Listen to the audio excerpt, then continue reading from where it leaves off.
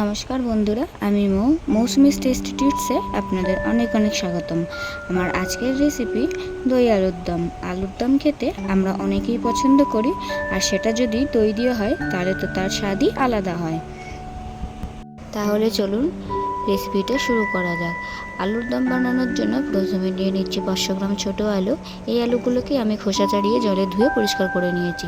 এবার খোসা ছাড়িয়ে রাখা 500 গ্রাম আলুগুলোকে আমি সেদ্ধ করে নেব।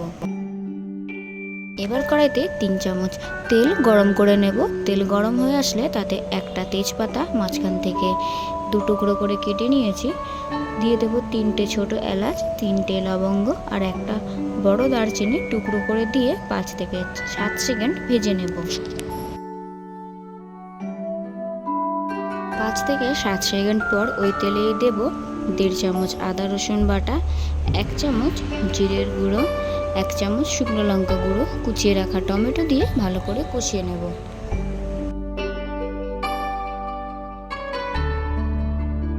এবার একটা পাত্রে 2 চামচ টক দই, 1 চামচ চিনি ও হাফ চামচ নুন দিয়ে ফেটিয়ে রাখবো। এখানে একটা ছোট্ট টিপস, দই যত ভালো করে ফেটানো হবে আলুর দম কিন্তু ততই টেস্টি হবে।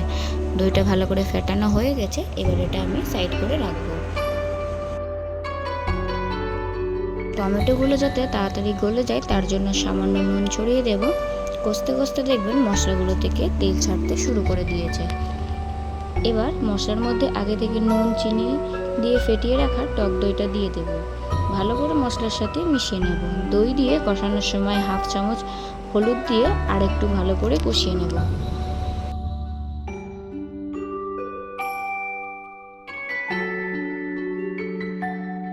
এবার প্রথমেই যে আলুগুলো সেদ্ধ করে নিয়েছিলাম সেগুলোই এবার একটা ছুরির সাহায্যে 2 টুকরো করে নেব।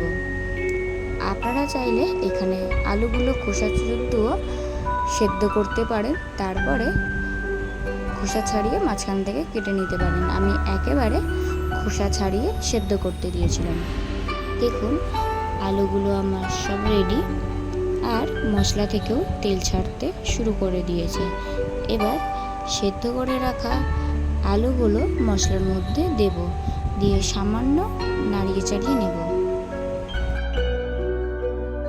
আলুগুলো মশলার সাথে ভালো করে মেশানোর পর এর মধ্যে 1 চামচ নুন অ্যাড করে দেব। নুনটা ভালো করে মিশিয়ে নেওয়ার পর এর মধ্যে আমি 1 কাপ নর্মাল টেম্পারেচারের জল অ্যাড করে দেব।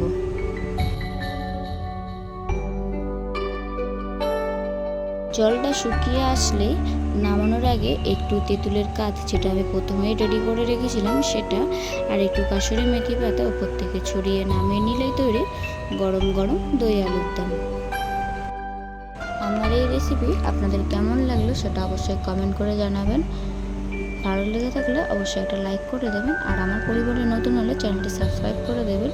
পাশে থাকা নোটিফিকেশানটা অন করে দেবেন যাতে নতুন নতুন ভিডিও আপলোড করলে সেটা আপনাদের কাছে জলদি পৌঁছে যায়।